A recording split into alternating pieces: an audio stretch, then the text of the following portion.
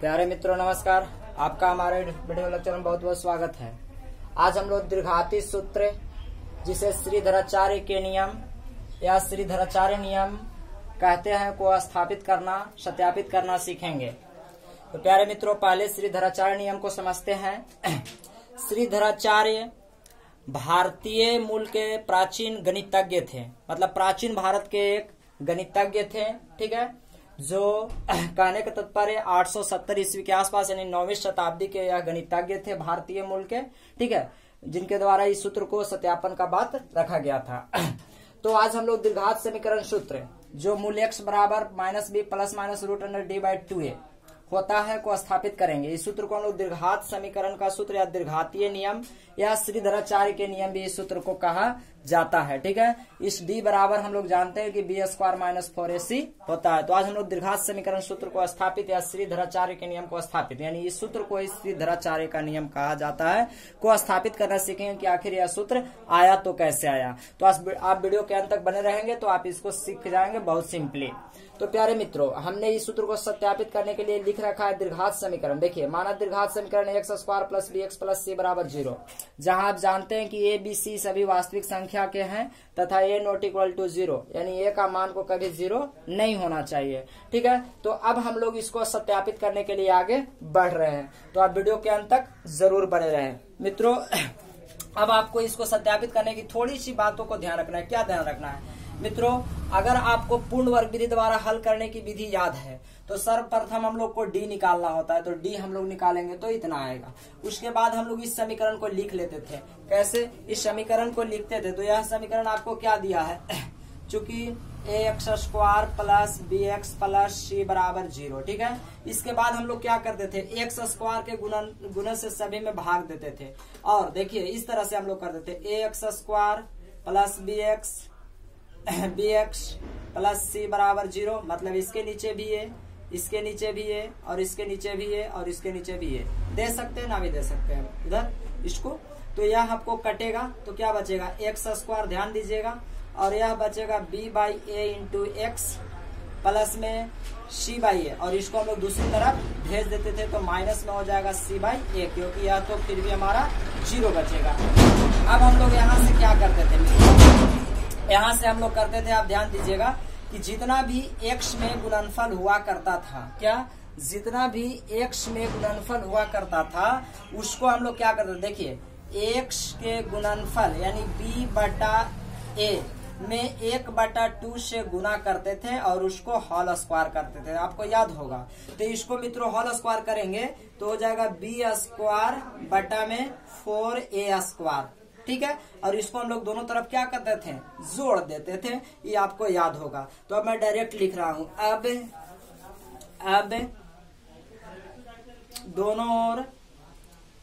दोनों ओर ध्यान दीजिएगा b² / 4a² जोड़ने पर, क्या करने पर? जोड़ने पर। मित्रों अब जोड़ेंगे तो आपको क्या आएगा? ध्यान दीजिए x² + b/a × x प्लस में b² / 4a² बराबर में इधर जोड़ेंगे तो देखिए -c/a, ठीक है, प्लस में b² / 4a²।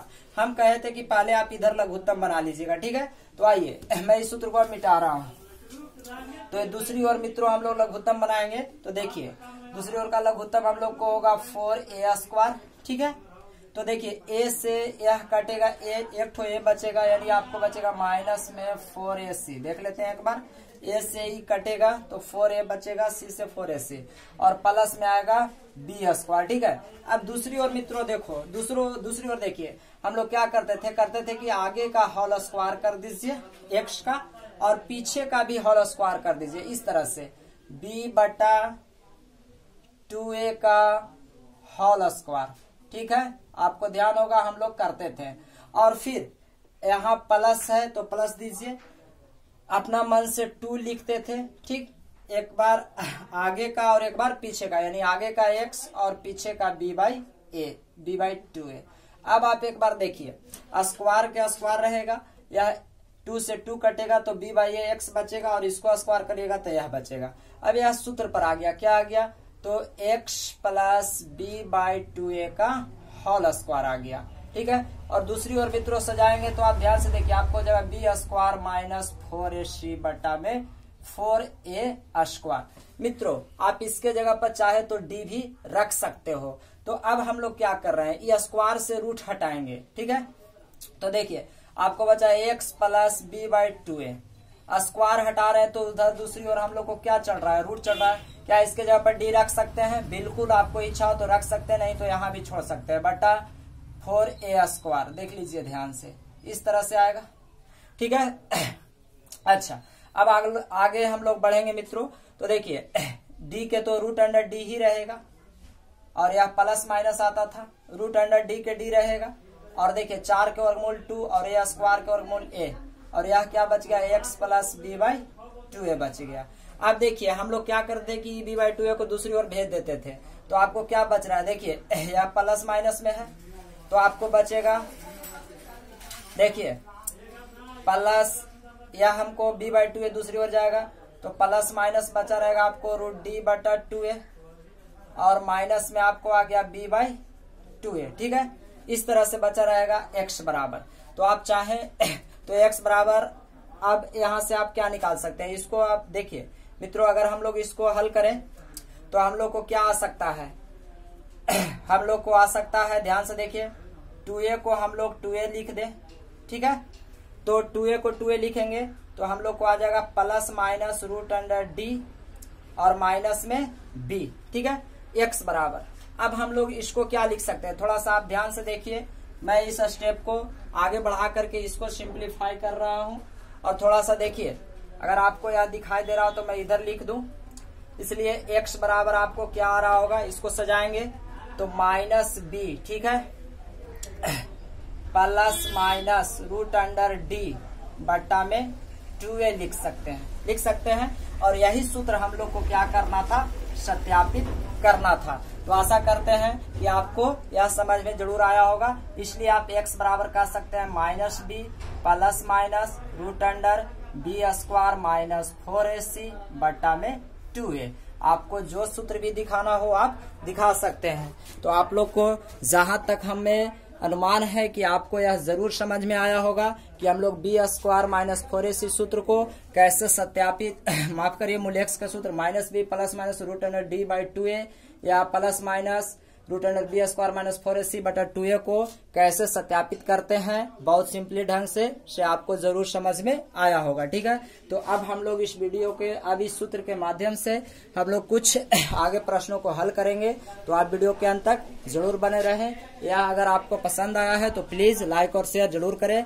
याद रखें, इसी सूत्र को हम लोग द्विघात समीकरण का सूत्र या श्रीधराचार्य का नियम भी कहते हैं। श्रीधराचार्य भारतीय मूल के प्राचीन गणितज्ञ थे। ठीक है, प्राचीन गणितज्ञ थे जिन्होंने इस सूत्र के बारे में बताया था। वह किस शताब्दी में थे, 9वीं शताब्दी में, जहां तक कहा जाता है 870 ईस्वी में वह हुगली यानी पश्चिम बंगाल के आसपास से ताल्लुक रखते थे। तो आशा करते हैं कि आपको यह सत्यापित करने जरूर आया होगा। अब इस वीडियो के माध्यम से मैं आपसे एक सवाल पूछता हूं जिसका उत्तर आप हमें कमेंट बॉक्स में जरूर दें, और फिर इस वीडियो का इस सूत्र के आधार पर हम लोग कुछ प्रश्नों को देखेंगे। तो आपको प्रिय मित्रों यह समझ में आया तो प्लीज लाइक शेयर जरूर करिएगा, और इस सूत्र को एक बार खुद ही करके देखिए ताकि आपको खुद भी सत्यापित करने चला आए। तो आप वीडियो को यहाँ पर पॉज करके इसको शेयर कर सकते हैं, और मैं फेयर करने से पूर्व आपको कहूंगा कि पहले आप खुद ही करें और तब आप इसको फेयर बना सकते हैं। तो आज का अब हमारा सवाल है जिसका उत्तर हमें आप कमेंट बॉक्स में जरूर दें, हमें आपके उत्तर का इंतजार होगा। ठीक है, तो आप अपना सवाल सुने और इसको आप एक बार खुद ही सूत्र को सत्यापित करना सीखें, आपको ज्यादा हेल्पफुल और सहायक होगा। वीडियो को पॉज करके आप इसको फेयर बना सकते हैं।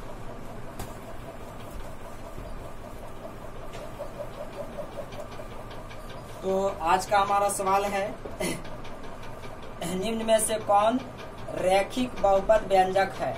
निम्न में से कौन रेखीय बहुपद व्यंजक है? रेखीय बहुपद यानी कहने का मतलब निम्न में से कौन रैखिक बहुपद है। ठीक है, आपका सवाल चॉइस ए है हमारा 2x³ minus 5x square plus में 3। चॉइस बी है हमारा x² प्लस में 3x प्लस 4। चॉइस सी है हमारा 2x माइनस 5, चॉइस डी है हमारा x स्क्वायर प्लस में 3। आप इसका उत्तर हमें कमेंट बॉक्स में जरूर दें, ठीक है। तो आगे चलते हैं और अपने चैप्टर में चल के प्रश्नों को हल करते हैं, तो आगे का वीडियो आप जरूर देखें।